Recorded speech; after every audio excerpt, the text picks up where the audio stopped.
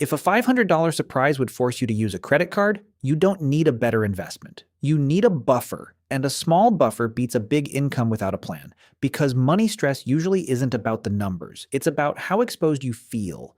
Like one surprise can knock the whole week off the rails.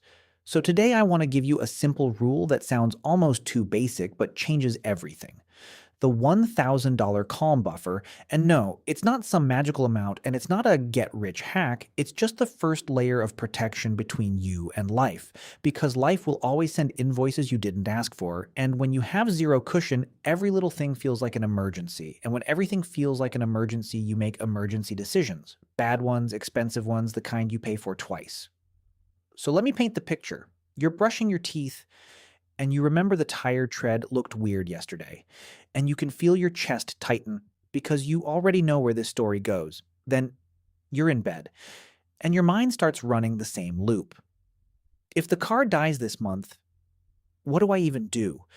What bill gets pushed? What gets put on a card? Who do I have to ask for help? And suddenly it's 2:07 a.m., and you're staring at the ceiling doing math you've done 100 times, like, maybe if you run it one more time, reality will change.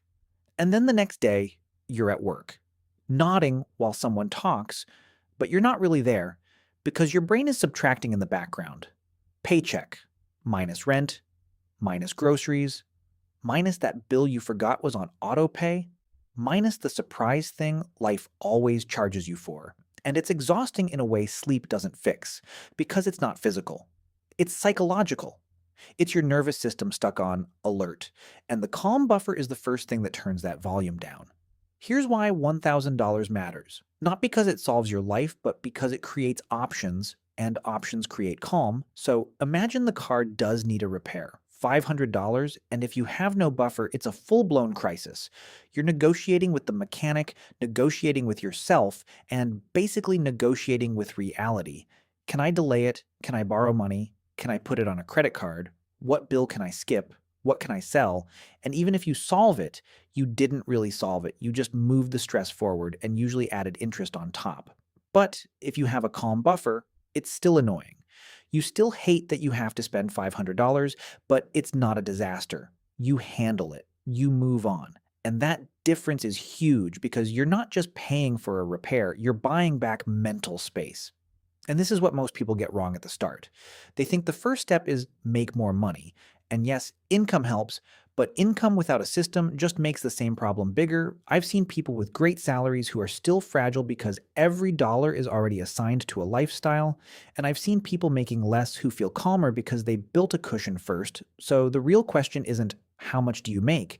It's how fragile is your setup? Because fragility creates stress, and stress creates behaviors that keep you stuck. Credit cards to survive, taking any job because you're desperate, avoiding investing because it feels too risky, saying yes to things that don't serve you, and living in constant mental math. Now, quick clarity. The calm buffer is not your final emergency fund. It's not 3 to 6 months of expenses. It's not retirement money. Think of it as the first brick in the foundation, the starting line, the moment your brain finally gets the message: I'm not completely exposed anymore. So how do you build it in a way that actually works? 3 rules. First, use a separate account, not your checking account, because if it lives next to spending money, it will quietly disappear. So open a savings account, name it Calm Buffer, and treat it like it's not available. Second, make it automatic, weekly or every payday. Even $20 a week counts, because this isn't about speed. It's about consistency. And once it's automated, it stops depending on your mood, your willpower, or how stressful your week was. And third, define what emergency means before you need it. Emergency is something that broke and must be fixed to keep your life running, like a car repair, a medical bill, or an urgent home issue. It's not a sale. It's not a weekend away. It's not, I had a hard day, so I deserve this. Because the whole point of this buffer is that it's there when life punches, not when life tempts. And here's the part people don't expect.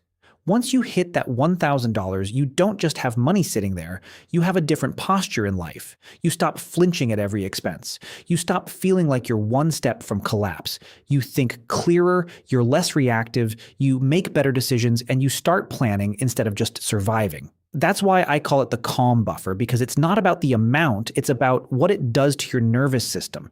After you build it, then you level up, then you grow it toward a bigger emergency fund, then you clean up high-interest debt if you have it, then you build investing automation, and you do all of that from a steadier place, not from panic. So here's the takeaway.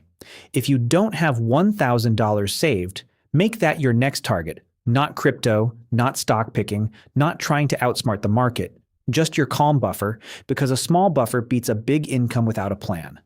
And in the next video, I'll show you a one-page money system that connects all of this: buffer, spending control, debt, and investing. So it runs with less effort and less stress. So subscribe for that. And if this hit home, hit like, because more people need to hear that calm comes before millions. I'm Miles, this is Miles to Millions, and we build wealth the calm way.